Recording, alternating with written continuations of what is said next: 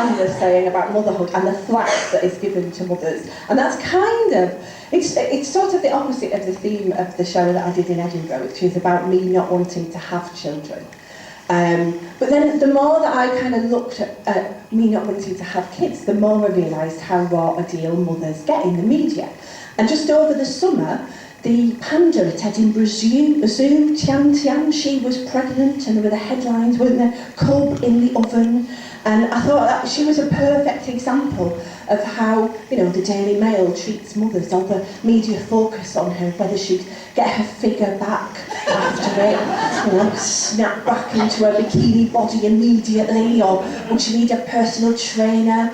There were probably going to be articles in Heat magazine about how she'd not had sex with her partner for 10 years after. And the Daily Mail still being really annoyed that immigrants were coming over here and having babies in the UK.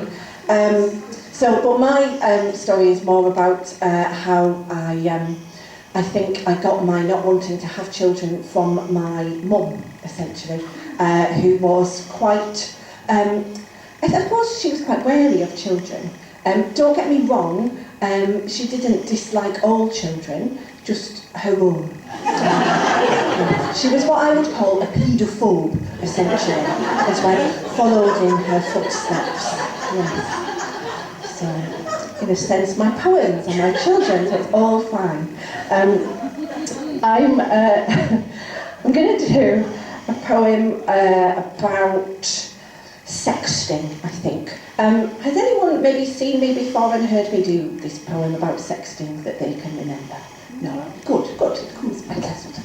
Alright, so basically, a while ago I was internet dating and met very strange men a lot of the time, and had encounters I just would never have otherwise had. And one of the things I discovered was that as a poet and a pedant, I'm just not very good at receiving badly spelled emails and texts from people attempting some sort of sexual congress via electronic media. It doesn't work for me. And I got a text, this is the actual content of it. I got it from a man I'd seen on this one internet date, and it just said, "I want to shower you with my hot cum."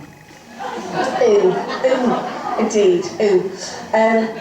But I suppose because I'm a poet, I was able to draft a response that I feel addressed some of the issues that the text brought up. So this is it. First of all, the word cum is actually spelt C-O-M-E, not C-U-M, cum, giving a sense of velocity and purpose. However, perhaps a more enticing word suggestive of something nice to be imbibed might be juices. Second, it being hot raises some concern about your body's internal thermostat.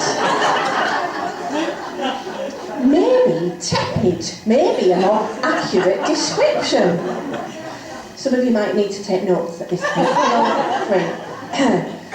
Third, think about adding an adjective to increase narrative power and drive. A simple adjective would suffice, perhaps white, or better, creamy.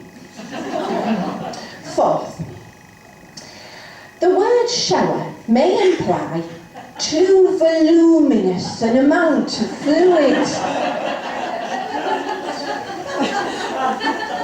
Be inspired by Nigella Lawson's eloquent culinary vocabulary.